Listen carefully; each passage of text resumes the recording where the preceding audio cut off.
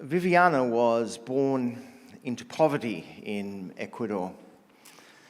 Her 19-year-old mother did the best that she possibly could and struggled for 2 years to support Viviana, to nurture her and feed her and give her everything that she needed.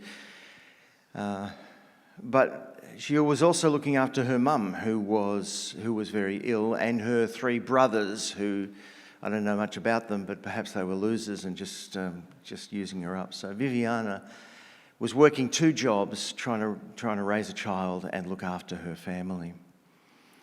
She struggled and struggled for 2 years, and one night she came home from her work, and there was Viviana. Did I say Viviana struggled?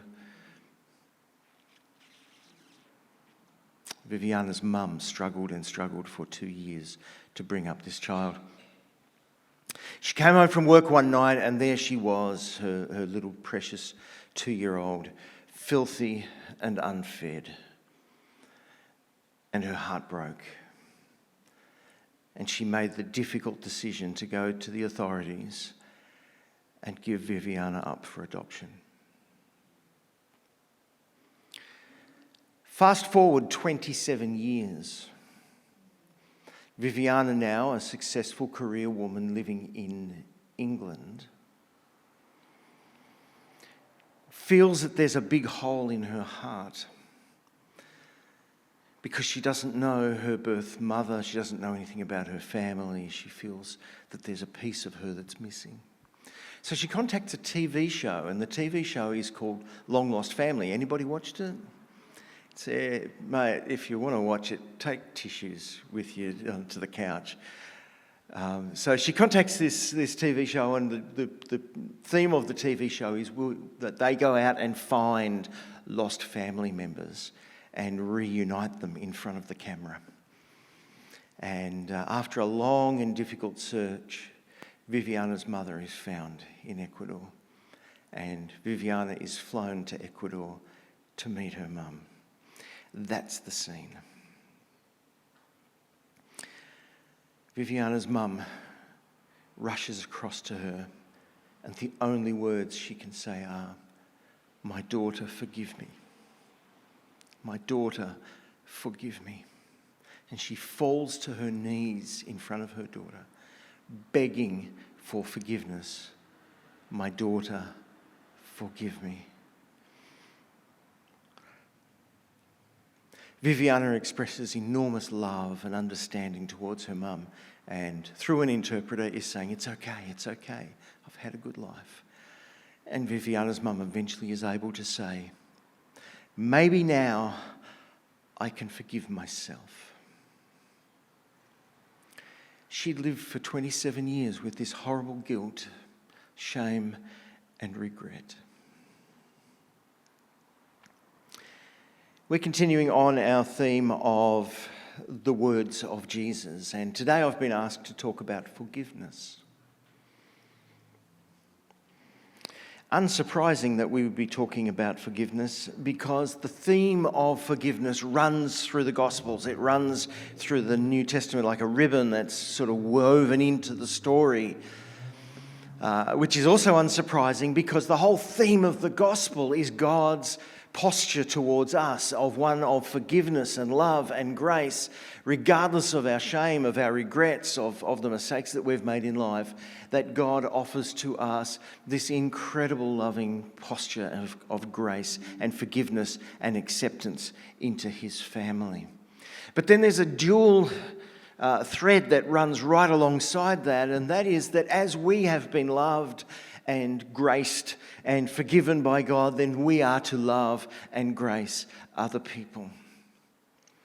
That's this thread of forgiveness throughout the Gospels. So let's dive in and have a look at some of the words of Jesus. When I did the scan through the Gospels to find what he said about forgiveness, there was just too much, like stacks and stacks of stuff in all kinds of different ways. Okay, next slide please, Sean. Yeah, thank you. Can you read that? Oh yeah, hard on my TV, on my screen at home to know whether you can see it. So here's the background to this story. Peter, as we know, Peter, one of the followers of Jesus, as we know, liked to kind of try and be really smart and sharp and big note himself in lots of ways. And he said some dumb things along the way. We know that, and go look them up for yourself if that's the sort of thing that interests you. But on this particular day, it seems like Peter was trying to big note himself in front of Jesus and go, "Well, I'm a very mature and spiritual person, aren't I? Because I think that when we are going to forgive somebody, if they keep letting us down, that we should forgive them 7 times. Whoa, look at me." And Jesus says, "I tell you, not 7, but 70 times 7. Talk about cut to the chase. Now, this is why it's very important that we keep a journal, and so that we can journal all of these. And when it gets to 490, we know the task is complete. We're finished. I'm just kidding. That's not true at all. The point of this is that forgiveness is a lifestyle. It's ongoing. It's continuous. It doesn't stop. We continue to forgive even the people who let us down time and time and time again. I had a foster brother in my family who was brought into the home, and he brought with him a great deal of disruption and in fact violence into my family home. And I just watched my parents love and forgive this dude again and again and again and again. Now, my parents were beautiful people, full of grace, and they sought to follow Christ, and so that was the natural outworking for them. It's a good thing for me just to pause for a moment now and talk about what forgiveness is in the New Testament. My Band-Aid's gone astray, hasn't it? Talk about forgiveness in the New Testament. Forgiveness is about releasing somebody from the debt and the weight of wrongdoing, and about seeking to restore relationship.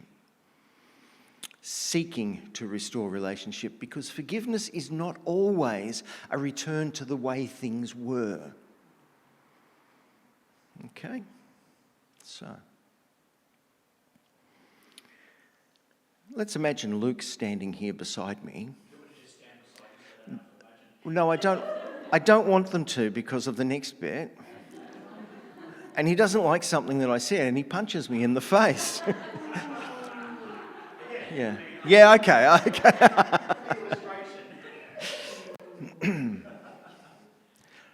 I can forgive Luke for that. I've forgiven him for lots of things. I can forgive Luke.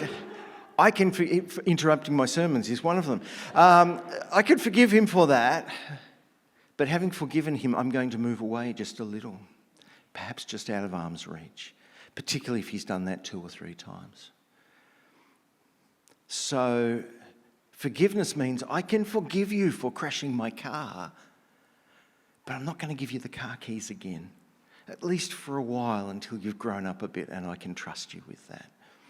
So there's a wisdom about forgiveness, about releasing somebody from the bondage and the weight of the guilt and the regret of something that's happened, but perhaps the relationship changes somewhat. That's my strong conviction about forgiveness. And it's a bit of a balance, isn't it? To release somebody from the feeling of the debt or the you owe me something, releasing them from that, but saying, but I'm going to put some fences up. I'm going to keep myself safe now. And so our relationship will change a little bit, but we can still be in relationship.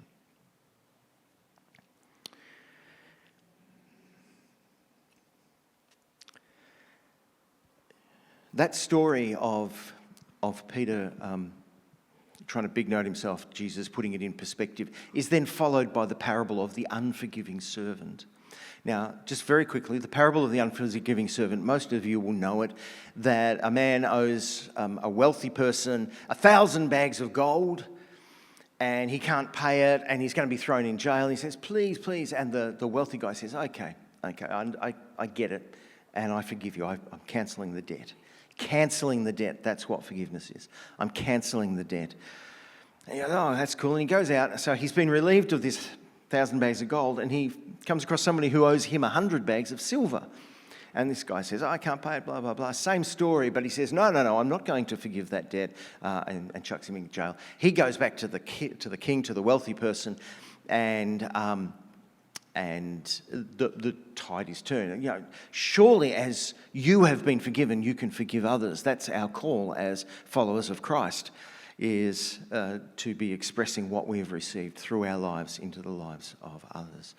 So forgiveness is, and this story is, as we have been loved, so we are to love others. Second story I want to tell you about.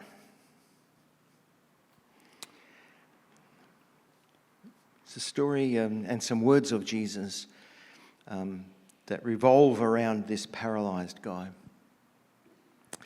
So Jesus is teaching the crowds. There's a whole lot of religious leaders there who are there, and you can imagine that they are there with their judgmental attitudes, ready to point the finger at Jesus, hoping that he will slip up at some stage.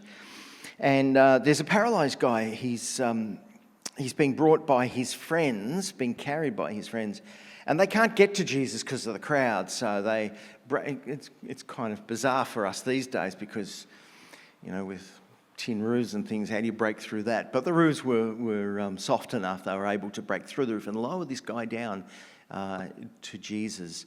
And he's there lying on the floor, and Jesus looks at him and says, as it says there, friend, love that, your sins are forgiven.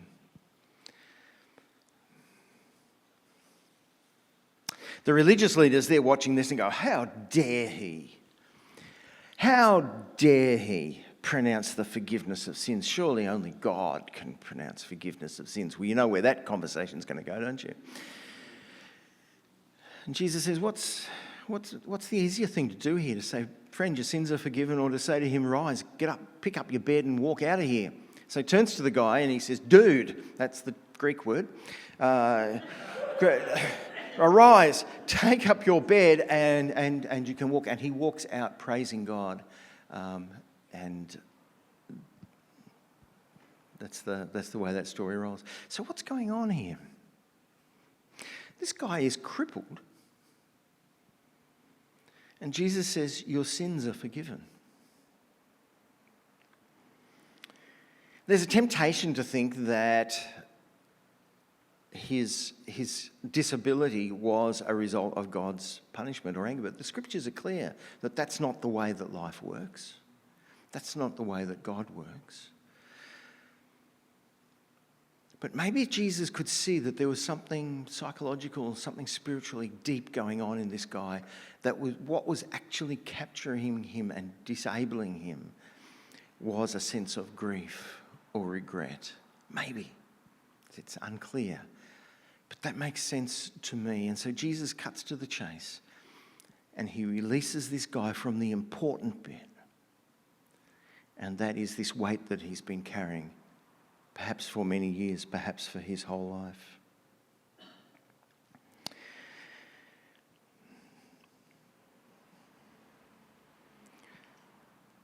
And then, having been cleansed of that, he is able to be fully restored. My friends, the stuff that's happened in our past or hasn't happened, that we've been responsible for or that somebody else has done to us, we can carry that forward for a very long time. And the things that our parents did or didn't do, or a teacher at school, or a youth leader, or a friend, or something that's happened to us, you can all paint that in for yourselves. And I'm absolutely certain that for every one of us, there are those things in life that we carry as huge burdens. And Jesus says, you are forgiven. We have that image that we paint of laying it down at the foot of the cross. Used to play a song in a band and it was called Time to Lay It Down.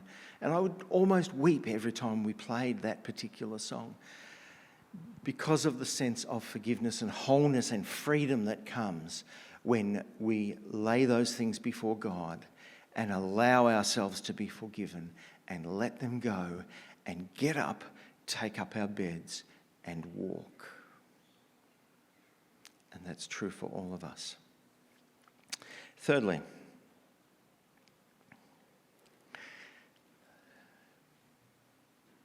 oh good, it's up to me, there we go, on the cross. What amazing words Jesus uttered when he's on the cross. I want you to just picture this for a moment. For the last 24 hours or so, Jesus has been taking the beatings.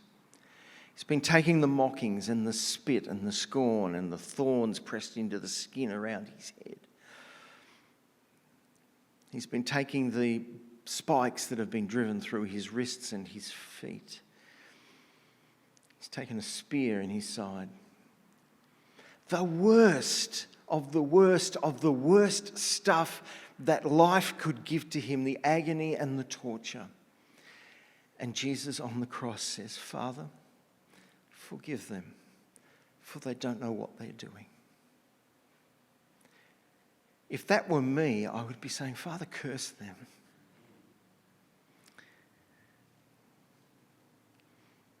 In the very worst moments of life, Jesus modelled right in that moment that the grace and forgiveness of God is there and available and can be resourced through our life. There's an old hymn that says, I get the words right. He could have called 10,000 angels to destroy the world and set him free. He could have called 10,000 angels, but he died alone for you and me. If it were me, I would have been calling the angels. And I would have been instructing them to have automatic weapons and hand grenades while they were at it, to just mow them down. But God calls us to a deeper, more compassionate, more grace-filled life of forgiveness. Most of us have heard of Corrie ten Boom. You know her story. She was a Christian, a Dutch Christian, who she and her sister hid Jewish people from the Nazis. And an informant told the Nazis what she was doing. She got found out and sent to a concentration camp. While she was in that concentration camp called Ravensbrück, she saw the suffering, the brutal treatment of her sister, and then the death of her sister. She also received the brutal treatment, but she didn't die. She's a survivor. She was a survivor. And she was an author and a speaker about the grace of God. And that she was after a speaking event, a man approached her, and she recognised him as one of the brutal guards in the prison camp where she had suffered. And this man said to her, thanked her for her talk and said, I too have found Christ. And I'm wondering if you can forgive me. And she writes that in that moment, she didn't know if she could. And so she quickly just prayed a prayer for God to give her the strength and the ability to be able to forgive this man. And almost mechanically, she reached out her hand and clasped his. And in that moment, she was able to release him and forgive him for the pain that she had caused.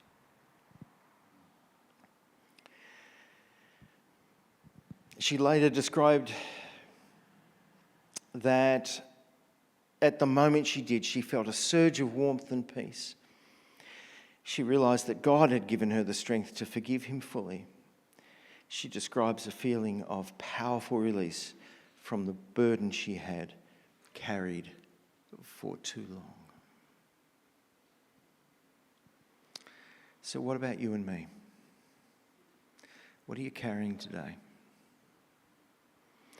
Is there stuff in that sack that's on your back there that it's time to lay it down? Are you disappointed in yourself? Have you been hurt by someone else?